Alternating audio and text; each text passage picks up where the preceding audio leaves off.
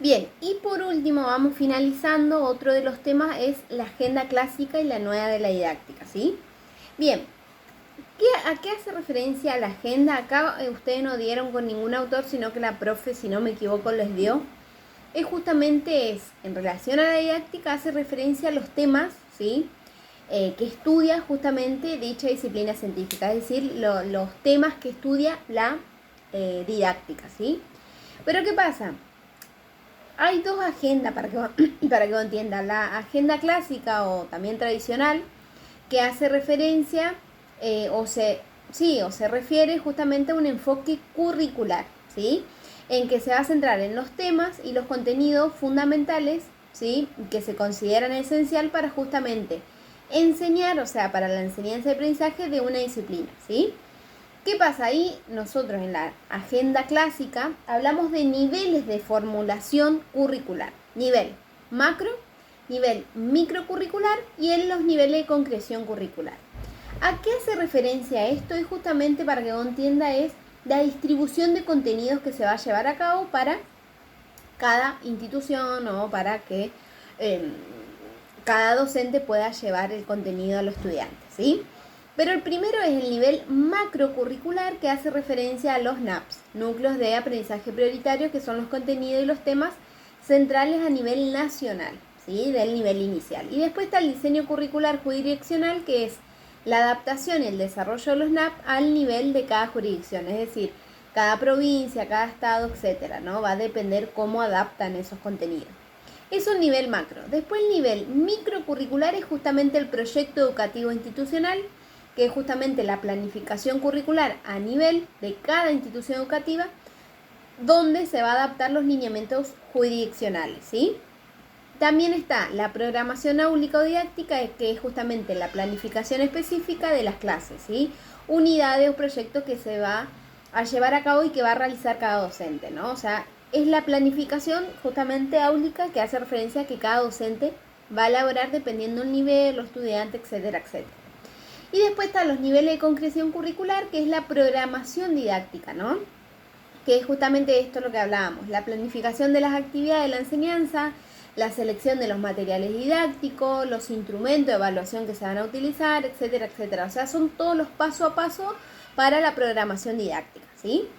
Bien, ahí hablamos entonces de la agenda tradicional. Y cuando hablamos de la nueva agenda, ¿qué hace referencia a esto? Bueno, la nueva agenda o la agenda nueva hace referencia a que acá sí o sí se va a abordar la enseñanza, ¿sí? No como arriba, cuando la agenda tradicional que es, bueno, acá están los contenidos, esto se va a llevar a cabo dependiendo del nivel, sino que con la agenda nueva justamente se va a lograr la enseñanza holística, la enseñanza integral, la enseñanza sustentada en el juego, o sea, hace más referencia al contacto que se va a lograr, digamos, en el aula con los estudiantes. Por ejemplo, la enseñanza holística se refiere al contenido escolar que se aborda en la sala y que lo vamos a hacer de una manera pluridisciplinaria. ¿Qué hace referencia a pluridisciplinaria? Es justamente que se pueda abordar los contenidos escolares de una manera interdisciplinaria, o sea, sin fragmentar las áreas de conocimiento, sino poder integrándolas en diferentes áreas o materias, ¿se entiende? Ir conectando, o sea, que se logre esa interrelación. Después está la enseñanza integral, que se va a centrar en el sujeto cognoscente, quien va a desarrollar una unidad biopsíquica y social, ¿sí? ¿Qué quiere decir esto? Que se va a desarrollar, se va a centrar, en el desarrollo integral del sujeto que aprende, ¿sí? No solo en lo cognitivo, sino también en lo físico, en lo emocional, en lo social, o sea, va a abarcar todo, por eso integral, porque justamente abarca todo. Y por último, la enseñanza sustentada en el juego. ¿Por qué? Y acá algo muy importante, como bien te decía hoy, el juego es algo central en el nivel inicial, que se va a utilizar el juego como una estrategia didáctica, ¿sí? Reconociendo su valor pedagógico, es decir, jugar con un sentido pedagógico, ¿sí? Lo cual va a depender de la tipología del juego al cual vamos a recurrir, los materiales didácticos que se va a utilizar y la intervención del docente como facilitador de la implicancia de los jugadores, ¿no? Mientras juego enseño y mientras juego aprendo. Acuérdate siempre que el docente vos como docentes tenés que intervenir, acompañar, apoyar y guiar, ¿sí? Esos son los fundamentos muy importantes. Eso por un lado en cuanto entonces a la agenda tradicional y la nueva agenda. Después pasamos a uno de los últimos temas de la unidad 1, que es la buena enseñanza, ¿sí? Bien, teniendo en cuenta buena, ¿sí? El término buena, ¿sí? Tenés que saber, y ustedes lo dieron ahí, no se refiere a un tipo de enseñanza que podríamos pensar como éxito sin fracaso, decir, bueno, esto está buena, o sea, está muy bueno, listo, no hay manera que esté mal, ¿no? Sino que el adjetivo buena está vinculada con la tarea de autoevaluación, ¿sí? ¿Qué es autoevaluación? Es una autocrítica que elaboramos y que tenemos que realizar de un modo cotidiano y permanente, ¿sí? Nosotras con la autoevaluación vamos a lograr una conciencia sobre la fortaleza y la debilidad que va a experimentar cada estudiante o que vamos a experimentar durante la clase, ¿sí? Obviamente la autoevaluación es formativa. ¿Por qué? Porque hace foco sobre el proceso de enseñanza, ¿no? Entendiendo que la enseñanza y el aprendizaje son procesos correlacionales, es decir, que se conectan, sí o sí van de la mano. Obviamente, cada vez que el docente enseña, ¿no? Obviamente lo que siempre se espera es que el alumno pueda aprender, ¿no? Pero si eso no ocurre, va a ser muy importante que justamente apliquemos la autoevaluación. ¿Por qué? Porque con la autoevaluación vamos a poder identificar dónde está o dónde estuvo el problema, ¿sí? Por eso es muy importante la autoevaluación. Y ahí partimos, que quiero cerrar con eso, que es la relación entre la enseñanza y el aprendizaje, ¿no? Viste que recién te dije que obviamente obviamente la enseñanza, ¿no? Como te decía, y el aprendizaje son procesos correlacionados, ¿no? Se conectan entre sí, y ahí Davini lo menciona, ¿sí? El último tema, la relación entre enseñanza y aprendizaje, dice, y afirma Davini que la enseñanza y el aprendizaje constituye un sistema dinámico que incluye la interacción con el grupo que aprende, ¿sí? La organización de un ambiente propicio de aprendizaje, las reglas que se tienen en cuanto a la organización, el contexto, la cultura en el que se desarrolla y los artefactos que se integran como andamios o palancas para aprender. Estos artefactos culturales hace referencia también a lo tecnológico, ¿sabes? O sea, todo lo que nosotros vamos a utilizar para justamente darnos un empujón para aprender, o sea, acompañarnos, ¿no? Obviamente, quienes enseñan, es decir, los docentes, tienen que considerar todos los recursos del sistema, visibles, potenciales, ¿no?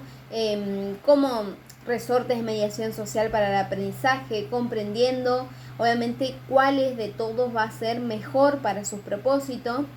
Pero, no obstante, hay que saber, teniendo en cuenta a Davini, ¿no? Y el desarrollo que dieron con la profe, es que la relación entre la enseñanza y el aprendizaje sí es un sistema dinámico, sí es un proceso correlativo, sí van de la mano. No obstante, sin embargo, aunque el proceso de enseñanza siempre está bien organizado porque sabe lo que va a llevar a cabo, que en este caso es transmitir un conocimiento, ¿no?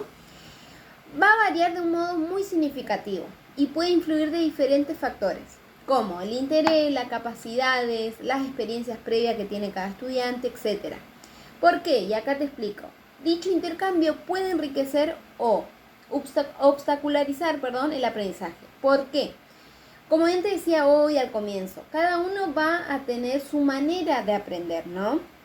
Pero no quiere decir que a la hora de que el docente transmita un conocimiento, todo el aula va a aprender. No va a pasar eso, pero no pasa nada. Obviamente siempre va a haber obstáculos, va a haber factores. Por ejemplo, el interés en cuanto a que al estudiante no le interesa para nada ese contenido, entonces no lo aprende. En cambio, para otro puede ser muy interesante y va a lograr ser un aprendizaje significativo porque lo va a adquirir de una manera muy, muy simultánea, muy fácil, muy enriquecedora, ¿no? Y hay algo que marqué en cuanto a un video que dieron en la hoja de ruta número 2, si no me equivoco, que es de Furman, Meliana, que hace una charla, digamos, en el TED, y habla sobre pensar una buena escuela, ¿no? Dice que es importante lograr que todos puedan pensar, o sea, que cada niño pueda pensar críticamente, ¿no? Pero ¿cómo se logra una buena escuela? Bueno, ahí ella lo dice, que logramos una buena escuela a través de hacer ciencia con los chicos, ¿sí? De una manera divertida y atractiva.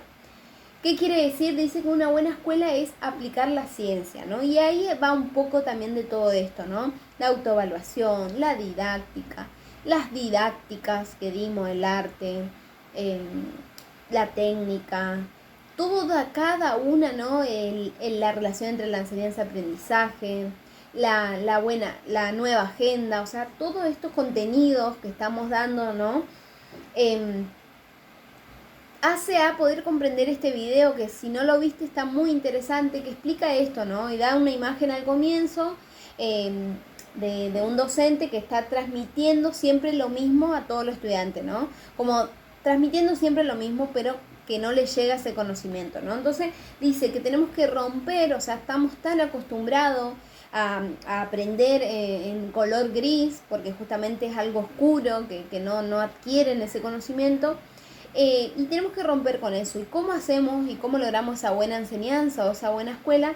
Va a decir, la autora es justamente haciendo, ¿no?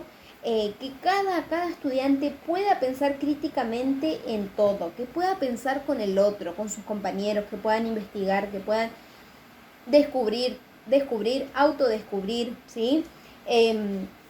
Obviamente vamos a lograr esa buena escuela logrando esto, ¿no? Lo que decíamos un ratito, la autoevaluación, ser autocríticos, ¿no?